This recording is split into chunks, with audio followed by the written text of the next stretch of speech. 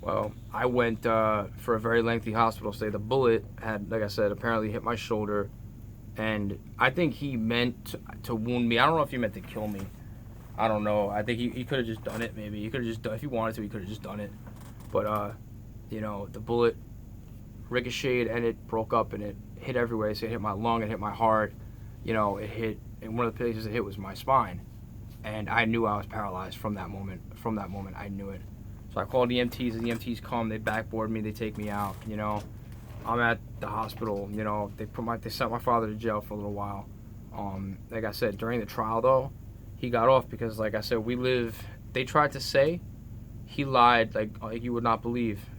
They said, "Hey, I'm 30 years old, living at home. Why is he doing that?" They brought up certain things that were not true. They said my father and I had never fought or never argued, and that's why my father was so disquieted by seeing me, upset or seeing me so angry, because he'd never seen me like that before. We never argued, but I have a psych profile of mine in which he said that we used to fight all the time. Like, it's like contradictory totally. It's like proof right there, But I got railroaded, and he tried to also say that his eyesight is bad. He thought that when he saw my cell phone, remember the cell phone was in my pocket, and I used it to call 911. He tried to say that he thought it was a gun, and that's what and he used it. You know what I mean? He thought that he used that as his defense to try to say he thought I had a gun. So even though they proved that I was a somewhat of a distance away from him, that I couldn't have been on him, I couldn't have been attacking him. I was at least 3 feet away. The ballistics proved it, at least 3 feet away. So I could not have been attacking him if I was 3 feet away.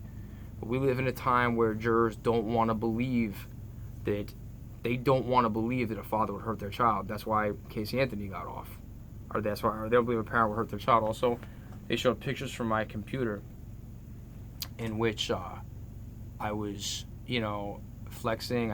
They showed my body, and they wanted to try to make the jurors make me look like the heel, almost like in a wrestling, almost like, hey, look at this guy. He doesn't work. He doesn't do anything. He spends his time going to the gym, and he's looking like $1 million. Well, and that makes the jurors think. And I'm sorry to say this, but a lot of jurors say, like, he has the body. Look, he has a body. Yeah, he has the body I want. Look at this arrogant guy, and if I had more time, I bet I could. If I weren't working, I could have a nice body too. And they thought, that makes people angry. I'm not saying they were jealous of me per se, but it made them look like they always chose the ones in which my face looked the most arrogant. That's what. It was the one in which my face had the smirk. You know what I mean? Kind of like a smirk to it. They chose those ones to show in court. Of all the ones they could have shown, they showed that one, which is just unreal. They tried to say that I was taking steroids at the time, which is easily it can easily be proved because steroids stay in your body throughout. Easily provable. But that's what happened. Just the lies and the nonsense. And my father seals the records. So if someone lied about me in court, I'd want those records to be public so people could see that they can see where I lied. And I'm putting that challenge out there right now. Show me the records, and I will show you where my father lied. I'm talking to Barry Sheehan Sr. Yeah, exactly. That's who I'm talking to. I'm talking to, exactly. I'm telling you, I'm challenging him to unseal the records. Show where you lied. Show where you said that we never argued. And that's why you were so frightened of me.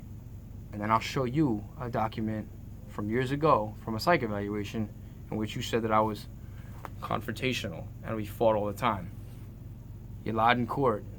He's a liar. That's my story. That's what happened. As for why I was there, people say, well, hey Barry, well, why were you living in a place in which there was such, vitriol, as someone who had threatened you at 30 years old? I'll get to that. Everybody, thanks for watching.